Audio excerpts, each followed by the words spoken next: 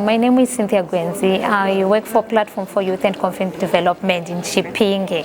The key messages that I'm actually going to take away from today's messages is that I've actually learned that with this COVID pandemic, I think it all needs a collective approach where organization can actually depend on who is doing who is doing what, when and where.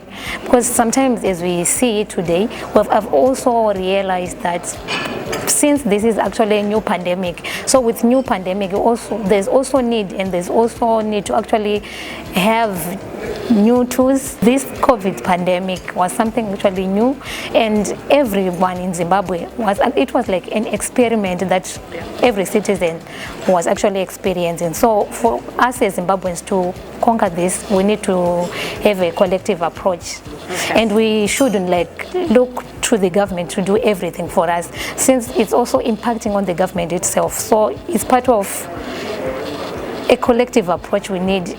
We need to both work together, the citizens and the government itself. For us in Chipinge, the key impacts we recorded were actually on the rise of higher numbers of teen pregnancies, early marriages, and higher numbers of gender-based violences. And what we've done as an organization is we've actually created online training sessions for key actors in the communities. And with this activity, what we were specifically doing was we were actually we wanted these key community actors to be like our support system, where we can actually use these key community members to raise awareness whenever there are issues of gender-based violence taking place in their communities, or we were actually making use of these key community actors to be our key members to also raise alarm whenever there are issues of gender-based violence taking place in their certain communities. Because specifically with this Gweru project, we were actually targeting 25 wards of Chipinge district. In these 25 wards of Chipinge district, in each ward we have a gender activist who is actually working at a ward level, and we have 7 men and the rest are women. So we have also done counseling. We have trained these 25 activists on counseling. So they are trained counselors. So they've also been offering counseling sessions to victims and even to perpetrators during the COVID pandemic. And as you know, the COVID pandemic, because victims were actually housed with perpetrators, so it was actually difficult for women, especially women and young women and young people. So with this in mind, we've actually realized in a higher number of domestic violence and as well as gender-based violence as well. So we have also made use of traditional leaders as our backbone of supporters. We also worked closely with traditional leaders as our key ambassadors in driving this project, which we call Gweru in Chipinge. So with this in mind, we also developed what we call PSADs, but we use PSADs after the lockdown period.